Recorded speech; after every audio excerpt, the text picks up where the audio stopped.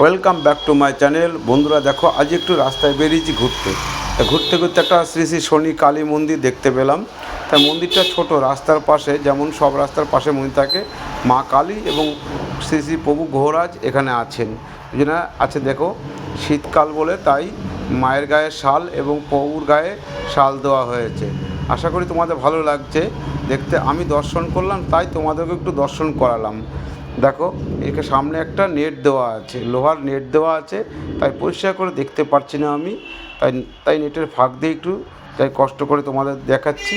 দেখো, যদি ভালো লাগে ভিডিওটা লাইক কমেন্ট এবং শেয়ার করে দিও, আর সাবস্ক্রাইব করে দিও। বিশেষ করে আমার ভিডিও যদি তোমাদের ভালো লাগে, আবারও বলি, লাইক কমেন্ট শেয়ার এবং সাবস্ক্রাইব করে দিও। আমরা তো সনাতন ধর্মের লোক, দেখব কতজন সনাতন ধর্মের লোক এটাকে লাইক করেন। যে সনাতন ধর্ম হবে সেই লাইক কমেন্ট শেয়ার করে দেবে। আশা করি তাদের দিন ভালো যাবে। শ্রী শ্রী মা কালী এবং শ্রী শ্রী প্রভু গহরাজ এখানে আছেন। দেখতেই তো পাচ্ছ রাস্তার পাশে মন্দিরটা।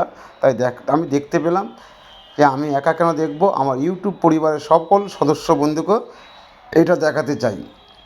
দেখতে পাচ্ছ এখন ঠিক ভরা দুপুর, তাই আমি রাস্তায় বেরিয়েছিলাম একটু একটা জিনিস কিনতে। তারই মাঝে মা কালী এবং শ্রী শ্রী প্রভু গহরাজকে দেখতে পেলাম, তাই তোমাদের দর্শন করালাম।